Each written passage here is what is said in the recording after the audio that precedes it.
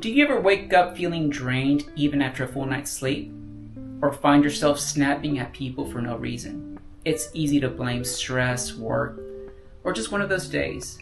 But what if the real problem was your home? What if your space where you're supposed to recharge was secretly working against you? This isn't just a theory. Science backs it up. The way your home is designed affects everything. Your sleep, your focus, your energy levels, even your mood. And most people don't even realize it. Recently, I worked with someone named Ann who felt stuck in a cycle of exhaustion. No matter how much she rested, she was still drained. And Ann's doctor said she was fine. She was eating well, exercising, but when I walked into her home, it was obvious.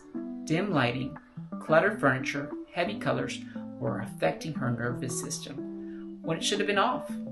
We made a few intentional shifts, introducing natural elements, reworked the layout, and brought in the right lighting. And within weeks, her energy came up, sleep improved, her mind felt clear. That's what we're diving into today. If you ever felt off in your own home, this episode is for you. Stick with me because by the end, you'll know exactly what's draining you and how to fix it. And hey, if this resonates, I break this down even further on my blog. You'll find practical tips, case studies, and deep dives into how design affects your life. Check it out. Link is in the description. Let's talk about why this happens. You're not crazy if you feel uneasy in a certain room or if your energy shifts when you walk into different spaces. Your brain is wired to respond to your environment. It's called neural architecture. Every material, every light source, every color is sending signals to your nervous system, telling it whether to relax or stay alert. For example, lighting, harsh overhead lights. They trick your body into staying in work mode, even when it's time to wind down. Clutter, it's not just a visual problem. It increases cortisol, your stress hormone. And colors, certain shades rise or lower your heart rate. It's all connected. You might be thinking, okay, I get it. My home affects my mood. But how exactly? Let's break it down because these are real questions I get all the time. Why does my home feel so restless? Ever walked into a space and immediately felt tense without knowing why?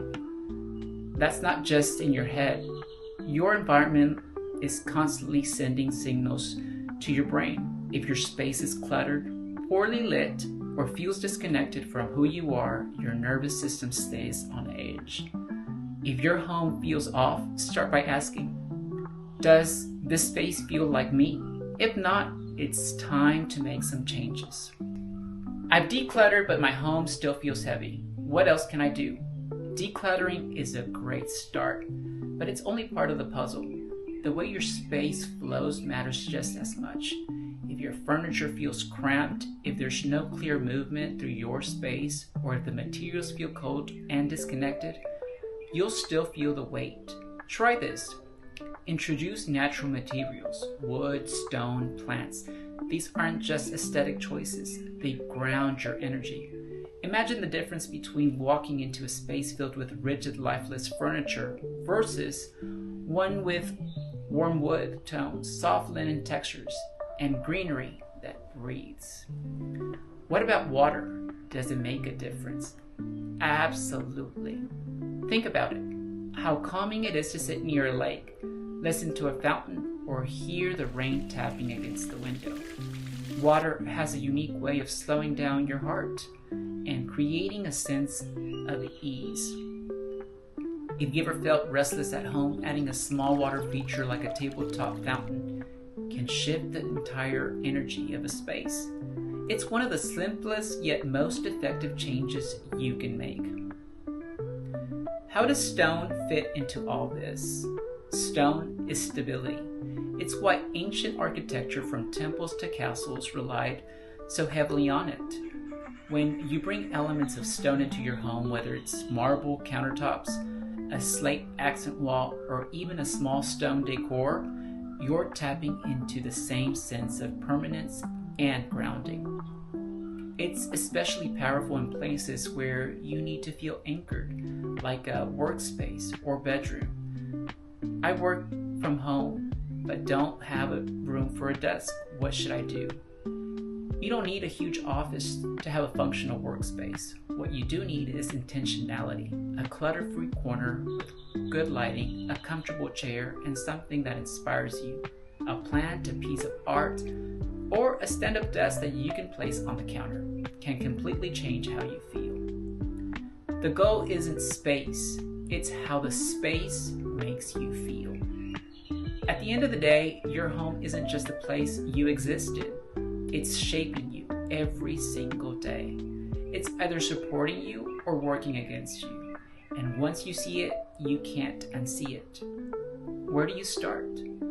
I put together a guide, the 5 best plants for any home.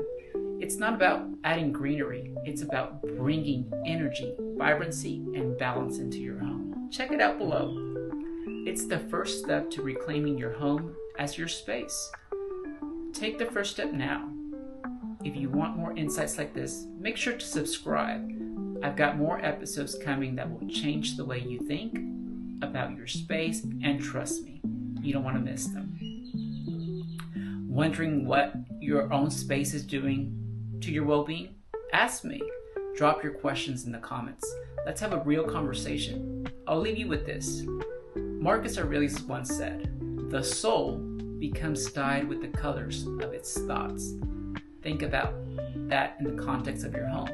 If your space is chaotic, disconnected, lifeless, how do you think that affects you? Your home is the backdrop of your life. Make it a space that nurtures you, not one that drains you.